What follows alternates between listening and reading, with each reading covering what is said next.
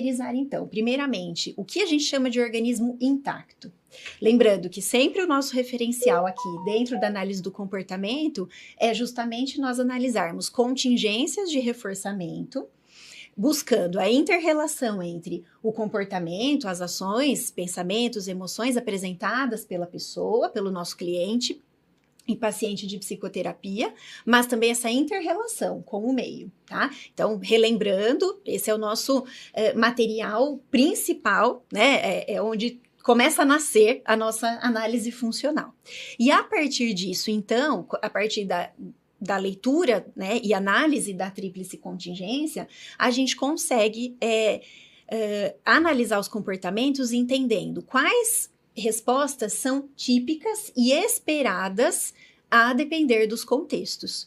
Então, quando a gente tem uma pessoa que responde de uma forma usual e esperada às contingências de reforçamento, ou seja, levando em conta aqueles princípios fundamentais que a gente aprende lá do laboratório, que são extrapolados para o comportamento humano, e isso nos permite prever, de uma certa maneira, dentro do que é possível, prever comportamentos, reações e emoções em determinadas circunstâncias. Então, o que o professor Hélio Guilherme vai chamar de organismos intactos são aqueles organismos que respondem de uma maneira previsível e compatível com as contingências de reforçamento. Então, o que isso significa? Vamos dar exemplos. Nós estamos aqui numa condição de uma conversa, uma troca, e o que é esperado de cada um de nós? Que a gente consiga responder ao nosso ambiente. Então, que eu consiga ouvir e entender com clareza o que o Lucas está dizendo, o que a Priscila está dizendo. E que eu consiga, a partir da minha compreensão, também interagir com vocês de uma maneira esperada, que a gente tenha uma troca rica, uma conversa onde os assuntos se entrelacem e faça sentido para nós e para quem está nos assistindo. Então, como organismos intactos, a gente está aqui respondendo a essa interação. Em contrapartida, para a gente entender o que seriam os organismos não intactos, então nós estamos falando de alterações que podem ser permanentes ou temporárias, que fazem com que esse indivíduo deixe de responder da maneira usual às contingências de reforçamento. Então, por exemplo, se um de nós estivesse aqui hoje com um problema, uma perda auditiva...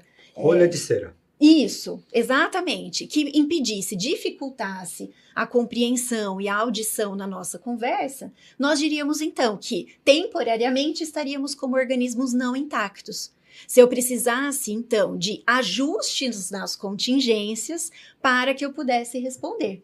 Por exemplo, se eu tivesse com essa dificuldade auditiva e eu estivesse pedindo para que vocês falassem mais alto comigo, para que vocês falassem mais devagar, ou que para vocês repetirem a informação que vocês acabaram de falar, isso vocês teriam um indício. Opa, alguma coisa aconteceu com a Marília que hoje ela não está conseguindo nos entender de forma clara. Então, isso seria a descrição do organismo não intacto.